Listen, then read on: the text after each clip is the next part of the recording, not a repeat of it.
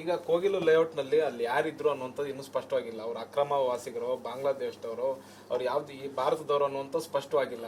ಅದು ಸ್ಪಷ್ಟತೆ ಆಗದೆ ಇರೋ ಮಧ್ಯದನೆ ಕೇರಳ ಸಿಎಂ ಅವರು ಪ್ರಸ್ತಾಪವನ್ನ ಮಾಡ್ತಾರೆ, ಕಾಂಗ್ರೆಸ್ ನಾಯಕರಂತ ವೇಣುಗೋಪಾಲ್ ಅವರು ಪ್ರಸ್ತಾಪ ಮಾಡ್ತಾರೆ. ಅಂದ್ರೆ ಇದು ಹೇಗೆ ರಾಜ್ಯ ಸರ್ಕಾರ ಹೇಗೆ ನೋಡ್ಬೇಕಂತಿದೆ? ರಾಜ್ಯ ಸರ್ಕಾರ ಈ ಕ್ರಮ ವಹಿಸುವಂತೆ ಯಾರು ಏನಿದ್ದಾರೆ ಅಂತ ಎಲ್ಲ ಗೊತ್ತಿರ್ಬೇಕಲ್ಲ. ಪಟ್ಟಿ ಕಾನೂನು ಉಲ್ಲಂಘನೆ ಮಾಡಿ ಸರ್ಕಾರ ಜಾಗದಲ್ಲಿ ಅತಿಕ್ರಮ ಮಾಡಿದಾಗ ಎಲ್ಲ ಕಡೆ ತೆರವುಗೊಳಿಸುವಂಥದ್ದು ಮಾಡ್ತಿದ್ದಾರೆ. ಇಲ್ಲೂ ತೆರವುಗೊಳಿಸಿದಾಗ ತೆರವುಗೊಳಿಸ್ಬೇಕು. ಈ ತೆರವುಗೊಳಿಸಿದ ಸಂದರ್ಭದಲ್ಲಿ ಎಲ್ಲರ ಮಾಹಿತಿ ಇರ್ತದೆ, ಹೇಳ್ಬೇಕಿತ್ತಲ್ಲ, ಮುಖದ ಮೇಲೆ ಹೊಡೆದಂಗೆ ಹೇಳ್ಬೇಕಿತ್ತಾನೆ. ಇಲ್ಲಿ ಇವರು ಮುಚ್ಚಾಕೊಳ್ಳುವಂಥ ಪ್ರಯತ್ನ ಈ ಕಾಂಗ್ರೆಸ್ ಸರ್ಕಾರ. ಇಲ್ಲಿ ಇವರು ಬಾಂಗ್ಲಾದೇಶಿಗರು ಅಂತ ಹೇಳ್ಬಿಟ್ರೆ ಇವರು ಗುಟ್ಟು ರಟ್ಟಾಗ್ಬಿಡುತ್ತಲ್ಲ, 100 ಏಟು ಬೀಳುತ್ತಲ್ಲ. ಇವತ್ತು 1 ಏಟಿನ ಜೊತೆಗೆ 100 ಏಟು ಬೀಳುತ್ತೆ. ಈ 100 ಏಟು ಬೀಳುತ್ತೆ ಅನ್ನೋದಕ್ಕೋಸ್ಕರ ಇವತ್ತು ಯಾರು ಅಂತ ಮಾಹಿತಿ ಗೊತ್ತಿರಲಿಲ್ವಾ ಸರ್ಕಾರಕ್ಕೆ? ಈಗ 200 ಕುಟುಂಬಗಳು ಇವ್ರು ಯಾರು ಅಂತ ಗೊತ್ತಿರಲಿಲ್ವಾ? ಈಗ ಎಷ್ಟು ಗಂಟೆ ಕಾಲ ಆಗಿದೆ? ಇಷ್ಟೊತ್ತು ಬೇಕಾ? ಏನು ಅಂದರೆ ಇಲ್ಲೂ ಮುಚ್ಚಾಕೊಳ್ಳೋ ಪ್ರಯತ್ನ ಮಾಡಿದ್ದಾರೆ. ಈ ಸಂಪೂರ್ಣ ಮುಚ್ಚಾಕಿ ಇದನ್ನು ಹೊರಗೆ ಬರದಂಥ ರೀತಿಯಲ್ಲಿ ನೋಡ್ಕೊಳ್ಳೋಂಥ ಪ್ರಯತ್ನ ಮಾಡ್ತಿದ್ದಾರೆ. ಇವತ್ತು ರಾಜ್ಯದಲ್ಲಿ ಕಾಂಗ್ರೆಸ್ ಅವರಿಗೆ ಈ ಮಾನವೀಯತೆ ಏನಾದ್ರು ಇದ್ದಿದ್ರೆ ಇವತ್ತು ಇಡೀ ರಾಜ್ಯದಲ್ಲಿ ಇವತ್ತು ಬಿ ಖಾತೆ, ಎ ಖಾತೆ, ಬಿ ಖಾತೆ ಅನ್ನೋಂಥ ನೆಪದಲ್ಲಿ, OCCC ಅನ್ನೋಂಥ ನೆಪದಲ್ಲಿ, ಪರವಾನಗಿ ಅನ್ನೋಂಥ ನೆಪದಲ್ಲಿ ರಾಜ್ಯದ 25 ಲಕ್ಷಕ್ಕಿಂತ ಹೆಚ್ಚಿನ ಜನ ಬೀದಿಯಲ್ಲಿ ನಿಂತಿದ್ದಾರೆ. ಮನೆ ಇಲ್ಲದೆ, ಮನೆ ಒಳಗಡೆ ಸೇರ್ಕೊಳ್ಳೋಕ್ಕಾಗ್ದೇನೆ, ಕರೆಂಟ್ ಇಲ್ಲದೆ, ನೀರಿಲ್ಲದೆ, ಅಧೋಗತಿ ಪರಿಸ್ಥಿತಿಯಲ್ಲಿ, ಗೊಂದಲಮಯವಾದಂಥ ಪರಿಸ್ಥಿತಿಯಲ್ಲಿ ಇವತ್ತು ಅವರು ನಿಂತಿದ್ದಾರೆ.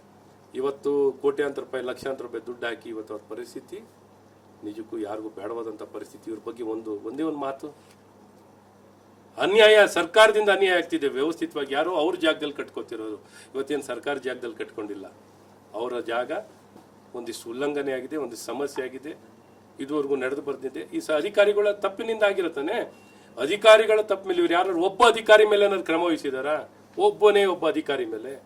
ಈ ಅಮಾಯಕ ವ್ಯಕ್ತಿಗಳು ಸರ್ಕಾರಕ್ಕೆ ಟ್ಯಾಕ್ಸ್ ಕಟ್ಟಿದ್ದಾರೆ, ಹಣ ಭರಿಸಿದ್ದಾರೆ, ದುಡ್ಡು ಕಟ್ಟಿದ್ದಾರೆ, ಎಲ್ಲ ಮಾಡಿದ್ದಾರೆ. ಒಂದಿಷ್ಟು ವೈಲೇಷನ್ ಆಗಿದೆ. ಏಕಾಏಕಿ ಯಾವ ರಾಜ್ಯದಲ್ಲೂ ಸುಪ್ರೀಂ ಕೋರ್ಟ್ ಜಡ್ಡನ್ನು ಅನುಷ್ಠಾನ ಮಾಡಿಲ್ಲ. ಇವರು ಇದ್ದಕ್ಕಿದ್ದಂಗೆ ಉತ್ತರ ಪ್ರದೇಶದಲ್ಲಿ ಅನುಷ್ಠಾನ ಮಾಡಬೇಕಿತ್ತು, ಅವರೇ ಮಾಡಿಲ್ಲ. ಇವರೆಲ್ಲ ಕಡೆನೂ ತೊಗೊಂಡಿದ್ದಾರೆ. ಏನು ಸದುದ್ದೇಶ ಇತ್ತು ಇವರಿಗೆ? ದುರುದ್ದೇಶ ಇತ್ತು. ಹೇಗಾರ ಮಾಡಿ 1 ಲಕ್ಷ ಕೋಟಿಗಿಂತ ಹೆಚ್ಚು ಹಣ ಪಡಿಬೇಕು, ಭ್ರಷ್ಟಾಚಾರ ಮಾಡಬೇಕು ಅನ್ನೋ ದೃಷ್ಟಿಯಲ್ಲಿ ಇದೆಲ್ಲ ಮಾಡಿದ್ದಾರೆ. ಸೊ ಇವೆಲ್ಲ ನೋಡಿದಾಗ ನಿಜಕ್ಕೂ ಇದೇನು ಜನವಿರೋಧಿ ಸರ್ಕಾರ, ಈ ಕಾಂಗ್ರೆಸ್ ಸರ್ಕಾರ ಜನವಿರೋಧಿ ಆಗಿದ್ದಾರೆ. ಅಧಿಕಾರವನ್ನು ಸದ್ಬಳಕೆ ಮಾಡೋದ್ ಬದಲು ಸರ್, ಈಗ ಅವರು ಅಕ್ರಮ ವಲಸಿಗರು ಅಂತ ಆದ್ಮೇಲೆ ಈಗ KC ವೇಣುಗೋಪಾಲ್ ಅವ್ರ ಪತ್ರ ಬರೆದ ತಕ್ಷಣ ಸಿಎಂ ಹೇಳ್ತಾರೆ ನಾವು ಅವರಿಗೆ ವಸತಿಯನ್ನು ಕಲ್ಪಿಸ್ಕೊಡ್ತೀವಿ ಅನ್ನುವಂಥದ್ದು. ಹೇಗೆ ಸಾಧ್ಯ? ಅಕ್ರಮ ವಲಸಿಗರು ಅಂತ ಅಂದಮೇಲೆ ಅವರಿಗೆ ವಸತಿಯನ್ನು ಹೇಗೆ ಕಲ್ಪಿಸ್ಕೊಡ್ಲಿಕ್ಕೆ ಸಾಧ್ಯ? ಮತ್ತು ಇದೇ ರೀತಿ ಬೇರೆಯವರು ಕೇಳ್ತಾರೆ. ಅದೇ ಹೇಳ್ದಲ್ಲ, ಕಾನೂನು ಗಾಳಿಗೆ ತೂರ್ತಾರೆ. ಅದಕ್ಕೆ ಹೇಳ್ದಲ್ಲ, ಸತ್ಯವಾಗಿ ನ್ಯಾಯಯುತವಾಗಿ ಮನೆಗಳನ್ನ ಕಟ್ಕೋತಿದ್ರಲ್ಲ, ಯಾರು ಕಟ್ಕೋತಿದ್ರಲ್ಲ ನ್ಯಾಯಯುತವಾಗಿ, ಖಾತೆಗಳ ಹೆಸರಿನಲ್ಲಿ, ಎ ಖಾತೆ, ಬಿ ಖಾತೆ ಹೆಸರಿನಲ್ಲಿ, OCCC ಹೆಸರಿನಲ್ಲಿ, ಬೈಲಾ ವೈಲೇಷನಲ್ಲಿ ಅವ್ರಿಗೆ ಅನ್ಯಾಯ ಮಾಡ್ತಿದ್ದಾರೆ. ಇಲ್ಲಿ ವಲಸಿಗಾರರು ಬೇರೆ ದೇಶದವರು ಅಂತಾರೆ, ಹೇಗೆ ಕೊಡ್ತಾರೆ? ಅದಕ್ಕೆ ಅವ್ರ ಹೆಸರು ಓದ್ಲಿಲ್ವಲ್ಲ ಇವರು, ಈ ಪಟ್ಟಿನೂ ಹೊರಗೆ ಹಾಕ್ಲಿಲ್ಲ. ಯಾರು 500 ಕುಟುಂಬ ಅಂತ ಹೇಳಿ ಇಷ್ಟೊತ್ತಿಗೆ ಹೇಳ್ಬೇಕು ತಾನೆ? ಹೇಳೋಂಥ ಪ್ರಯತ್ನನೂ ಮಾಡಿಲ್ಲ. ಇದು ಅತಿಕ್ರಮವಾಗಿದೆ, ಬೇರೆ ಬೇರೆ ಕಡೆ ಆಗಿದ್ದರು ಎಲ್ಲರೂ ರಿಹಾಬಿಲಿಟೇಷನ್ ಕೊಡಿ. ಈಗ 200 ಕುಟುಂಬ ಮಾಡಿದ್ದೀರಾ, ಬೇರೆ ಎಲ್ಲ ಕಡೆನೂ ತೆರವುಗೊಳಿಸ್ತಾರಲ್ಲ, ಎಲ್ಲರಿಗೂ ಕೊಡಿ. ಎಷ್ಟೋ ಜನ ಕೊಡಿ, ಎಲ್ಲರಿಗೂ, ಎಲ್ಲೆಲ್ಲಿ ತೆರವುಗೊಳಿಸ್ತಿರೋ ಎಲ್ಲರಿಗೂ ಕೊಡಿಯಪ್ಪ. ನಿಮಗೇನಾರ ನ್ಯಾಯಬದ್ಧವಾಗಿ ಒಂದು ಸ್ವಲ್ಪ ಜನಪರವಾಗಿರ್ತೀವಿ, ಒಂಥರ ಮಾನವೀಯತೆ ಇದೆ ಅನ್ನೋದಾದರೆ ಇದನ್ನು ಮಾಡಿ ತೋರಿಸಿ ಅಂತ ಕೇಳ್ಕೊತೀವಿ. ಇದು ಮಾಜಿ DCM ಅಶ್ವಥ್ ನಾರಾಯಣ ಅವರು ಮತ್ತು ಕ್ಯಾಮ್ರಾ ಪರ್ಸನ್ ಅಶೋಕ್ ಜೊತೆಗೆ ಹರೀಶ್, TV9 ಬೆಂಗಳೂರು.